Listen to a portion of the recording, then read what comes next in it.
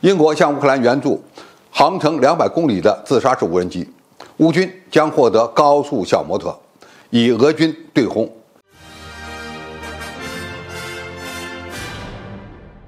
观众朋友，大家好，我是付天少。在刚刚宣布向乌克兰援助射程达到250公里的风暴鹰影巡航导弹之后，英国领导人又宣布了新一轮的对乌克兰的援助计划。这里面就包括数百枚防空导弹和更多的无人机装备，其中最敏感的又是数百架航程超过200公里的攻击型无人机。很多人不理解英国为什么在援助坦克和巡航导弹问题上成为挑头者，或者说是搅屎棍。其实英国这个没落的所谓日不落帝国，正在通过军援乌克兰的方式彰显其在西方国家中的地位。你也可以理解为英国正在通过军援乌克兰来强化其大国地位，这个积极性甚至超过了美国。美国军援乌克兰主要是为了维持其霸权，当然英国的这个积极性也远远超过了其他的欧洲国家。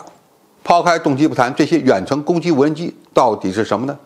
我们从英国迄今为止的秘密计划中找到了蛛丝马迹。早在今年3月，西方媒体就透露说，英国为了援助乌克兰军队，迅速开发并试飞了一批复杂无人机，其中有一种被称为 3D 打印三角翼无人机。一家英国公司展示了一款小型无人机，这款无人机带有后掠翼和尾翼，它显然由一对微型涡轮发动机驱动，其机体可能是用 3D 打印的方式造出来的。英国海军已经接装了最高飞行速度可以达到每小时644公里的新型喷气动力无人机女妖号。据说呢，女妖无人机也是由这家公司生产的。现在我们可以推测一下，乌克兰人将拿到一种什么样的武器。首先，相比于风暴阴影，它要便宜得多。可以说，由于使用了 3D 打印技术，可以说这是一种更加廉价的自杀式空中小摩托。第二，射程超过200公里，可以打击包括克里米亚大桥在内的敏感目标。第三，有可能采用微型涡轮发动机，所以它的飞行速度非常快，是一种远比伊朗的萨赫德136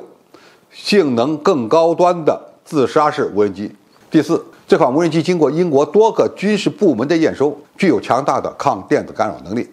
要比哈马斯火箭炮更难对付。第五，其研发制造采用了快速的流程，所以未来很快就会进入乌克兰战场。那么这款喷气式的高速自杀式无人机对乌克兰战场的影响又将如何呢？首先，它会对俄罗斯的防空系统造成严重的消耗，一次援助数百枚，未来可能还会援助更多。这就是一种非常适合打消耗战的自杀式无人机，它与伊朗的小摩托无人机有异曲同工之妙。其次，证明西方也在寻找更加适合乌军的消耗战的武器，这将与俄罗斯军队在远程打击能力方面形成对轰的态势。其次，它证明了西方也在寻找更加适合于乌军的打消耗战的武器。